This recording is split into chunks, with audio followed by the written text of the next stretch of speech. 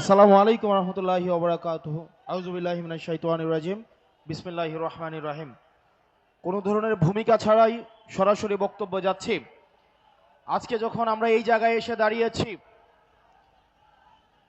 সহস্রাধিক শহীদের রক্তে ভেজা গালিচা মারিয়ে তিনি লন্ডন টু ঢাকার ব্যাক ফ্লাইট ধরলেন।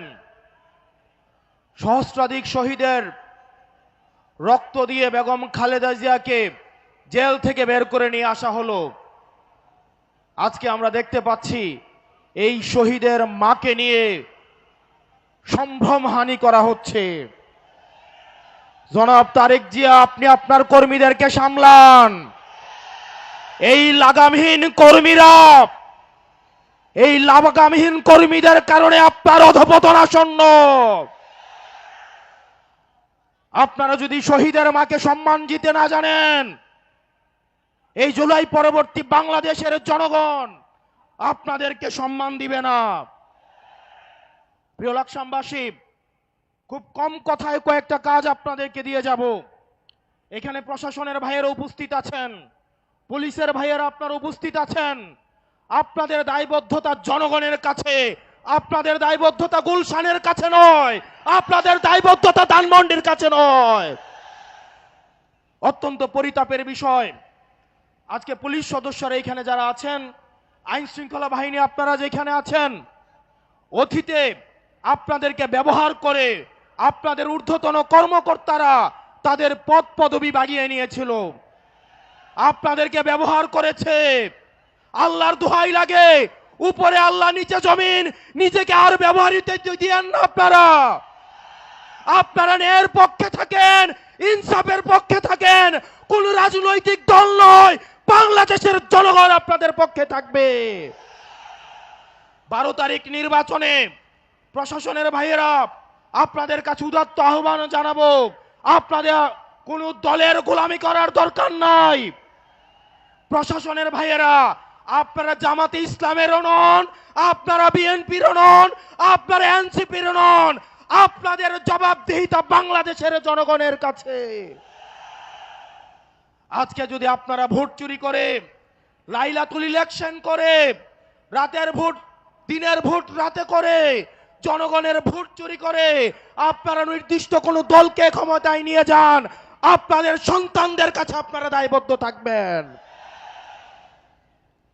প্রিয় মিডিয়ার ভাইয়েরা, অত্যন্ত পরিতাপের বিষয়, এই জুলাইয়ের পরেও এই মিডিয়ার ভাইয়েরা দালালি বন্ধ করে নাই।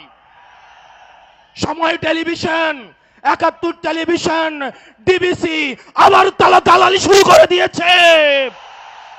আল্লাহ সাক্ষী, আমি সাক্ষী, আমি দেখেছি এজেন্সিতে এই রিপোর্ট লিখে দেয়, ডিবিসি 71 সময় টিভি সেই রিপোর্ট তারা পাবলিশ করে। এই ডিবিসি 71 এবং সময় টেলিভিশন হাত বদল হয়েছে, কিন্তু চরিত্রের বদল হয় নাই।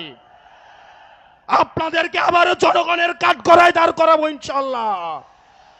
এই মিডিয়া শুধু প্রশ্ন, দুনিয়ার যত প্রশ্ন, দুনিয়ার যত সমস্যা, আমাদের ইনকাম কি, আমাদের চলাফেরা কোন জায়গা থেকে আসে, আমাদের শার্ট কোন জায়গা থেকে কিনি, রাজনৈতিক কর্মসূচি কিভাবে হয়, দুনিয়ার সকল প্রশ্ন আমাদের জন্য। অন্যদিকে সকল প্রশংসা এবং সকল মুগ্ধতা একটা রাজনৈতিক দলের জন্য। এর পরবর্তী বিপ্লব হবে এই মিডিয়া এবং প্রশাসনের বিরুদ্ধে বিপ্লব। বক্তব্য দীর্ঘায়িত করছি না। মিডিয়া এবং প্রশাসন বাংলাদেশকে সুখী, সমৃদ্ধ এবং উন্নতি করতে হলে আপনাদের প্রয়োজন রয়েছে। আমরা আপনাদের শত্রু না, আমরা চাই আপনাদের দায়বদ্ধতা, আপনাদের জবাবদিহিতা হচ্ছে জনগণের মুখী। আপনারা কোনো দলমুখী না হয়ে আপনারা জনগণমুখী হন, জনগণ আপনাদের নিরাপত্তা দিবে ইনশাআল্লাহ। ইনকিলাব, ইনকিলাব, ইনকিলাব, ইনকিলাব, আপোষ না সংগ্রাম, দালালি না রাজপথ, দালালি না রাজপথ। সর্বশেষ,